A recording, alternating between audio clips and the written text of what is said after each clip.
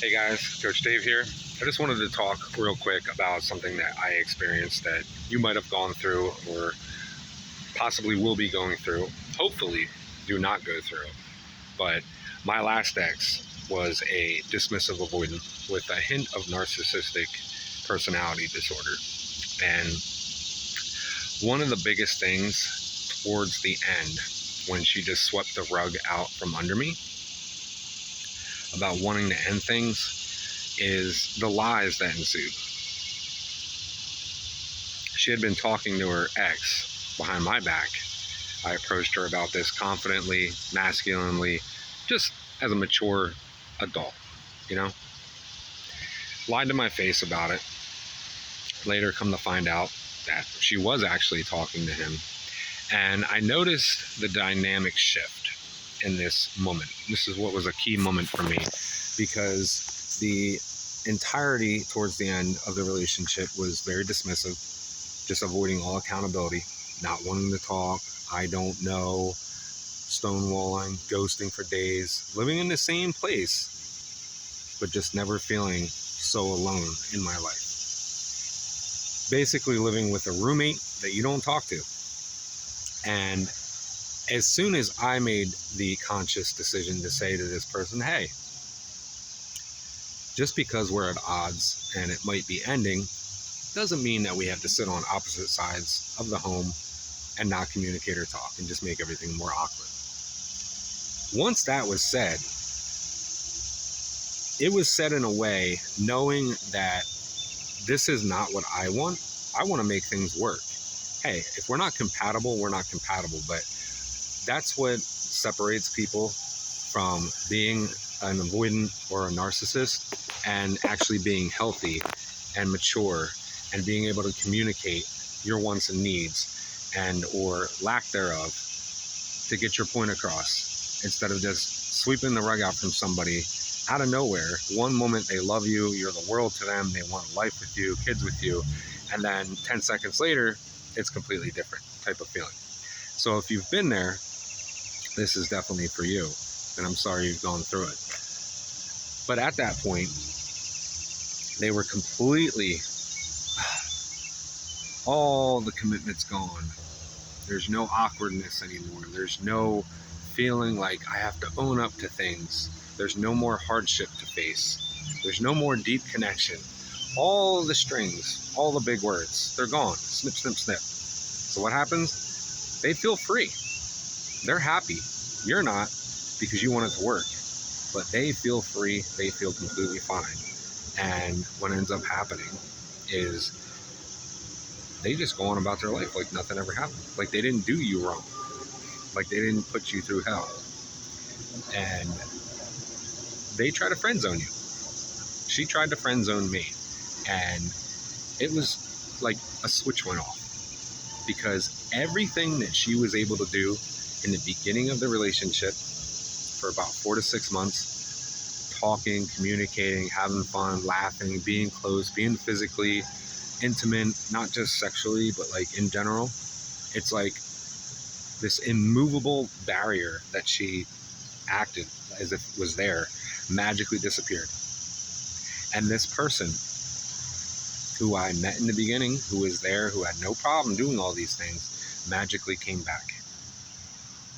And it made me come full circle and realize that they do know what they're doing. They just don't care. And why I say that is, if they're able to do that in the beginning of the relationship and periodically throughout, and when it starts being pulled back and withdrawn and everything starts disappearing, and as soon as all of the deep commitment, all the ties, all the facing things and accountability and the hardships, all the stuff of a real relationship starts to float away, they come back to that person because they don't have to deal with any of that anymore. So it's easier for them. Seeing that person come back from the beginning, disappear in the middle, and come back at the end really gave me clarity that that is a fact of a dismissive avoidant. They don't want to handle or deal or sit in any of those thoughts. And then them offering you friendship, them acting the way they are, like nothing happened, that just goes to show how selfish they are. And that they acted like they couldn't be that person anymore because you were being too much of a problem, because you wanted to work on things and you brought up things and woe is me. I have to face this and I don't want to. I don't want to talk. I don't know why. We'll talk about it later. All that stuff. It's like none of that happened. None of the wrong they did to you happened. It's just all gone now. Everything's fine, right? And now magically they can be that person that they said that they couldn't be. They couldn't do, they couldn't give you. Right? Isn't that funny? All of a sudden, full circle moment for me. So it is a choice. I don't care what anybody else says. It is a choice. They know what they're doing. And the fact that this person did this to me, and it could be a guy or a woman. I'm not being sexist here. This person did this to me, then tried to friend zone me and act as if they did not do wrong to me. They did not talk to their ex behind my back. Pretty much the entirety of our relationship. They weren't trying to monkey branch back to him. It's ridiculous.